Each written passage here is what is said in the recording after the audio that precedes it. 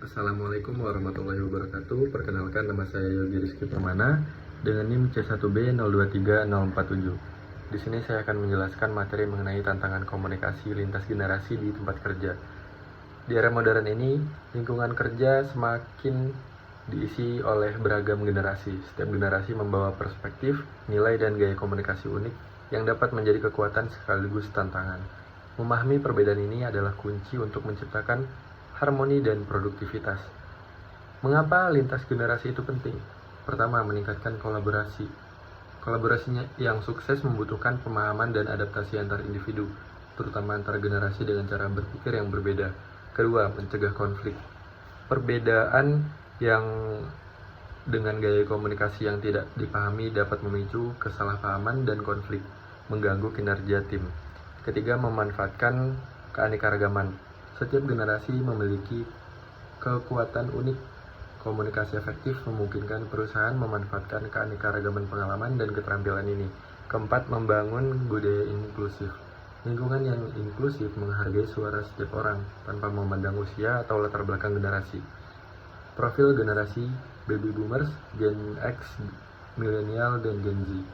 Baby Boomers itu tahun 1946 sampai 1964. Berorientasi pada kesetiaan, kerja keras, dan hierarki. Lebih suka berkomunikasi formal dan tatap muka. Gen X 1965 sampai 1980 mandiri, skeptis, dan fokus pada keseimbangan hidup, menghargai komunikasi langsung dan efisien.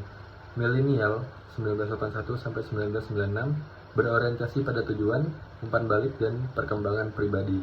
Nyaman dengan teknologi dan komunikasi digital. Gen Z 1997 sampai 2012 digital natif, adaptif, dan berorientasi pada dampak, menyukai komunikasi visual, singkat, dan instan. Perbedaan gaya komunikasi setiap generasi itu bisa dari preferensi saluran dan gaya bahasa. Seperti Baby Boomers itu lebih suka telepon, tatap muka, dan email formal. Gen X email, telepon, rapat singkat. Millennial email, chat, video call, media sosial. Gen Z chat, platform kolaborasi, media sosial, dan video singkat. Gaya bahasa Baby Boomers itu biasanya formal, detail, dan sopan. Gen X langsung, lugas, dan sedikit informal. Millennial ringkas, inklusif, kadang menggunakan emot. Gen Z sangat ringkas, visual, banyak akronim dan emoji. Umpan baliknya, Baby Boomers terstruktur formal dan tahunan. Gen X langsung berdasarkan kinerja sekali. Millennial teratur, konstruktif, dan berbasis perkembangan. Gen Z sering instan, berbasis pembelajaran. Konflik umum akibat perbedaan komunikasi. Pertama, persepsi waktu respons. Kedua, formalitas versus informalitas. Ketiga, kejelasan dan detail. Studi kasus miskomunikasi di lingkungan kerja. Seorang manajer Baby Boomers mengirim email panjang berisi instruksi proyek kepada tim milenial dan Gen Z. Beberapa hari kemudian proyek tidak berjalan sesuai harapan karena tim Gen Z hanya membaca bagian awal email dan milenial menganggap instruksi terlalu bertele-tele. Manajer merasa tidak dihormati, sementara tim merasa tidak efisien. Kasus ini menyoroti perlunya adaptasi gaya komunikasi. Manajer seharusnya bisa memberikan instruksi singkat melalui chat, dilanjutkan dengan diskusi singkat tatap muka atau video call untuk detail penting. Strategi efektif untuk jembatan komunikasi. Pertama, pelatihan kesadaran generasi. Edukasi tentang karakteristik dan preferensi komunikasi setiap generasi. Kedua, mendorong pendengar aktif. Melatih karyawan untuk mendengarkan dan memahami perspektif yang berbeda, bukan hanya menunggu giliran berbicara. Ketiga, membuka saluran beragam. Menyediakan berbagai opsi komunikasi seperti tatap muka, email, chat, video conference, dan memberikan tim memilih yang paling sesuai. Yang keempat, program mentoring lintas generasi. Memasangkan karyawan dari generasi berbeda untuk saling belajar dan bertukar wawasan. Peran teknologi dalam komunikasi lintas generasi. Pertama, platform kolaborasi terpadu, mengintegrasikan berbagai alat, chat, video, file sharing dalam satu platform, misalnya Slack, Microsoft Teams, untuk mengakomodasi preferensi. Yang kedua, video conference dan hybrid meetings, memungkinkan partisipasi dari mana saja. Penting untuk Gen Z dan milenial yang fleksibel, tetapi perlu diatur agar tetap inklusif bagi boomers.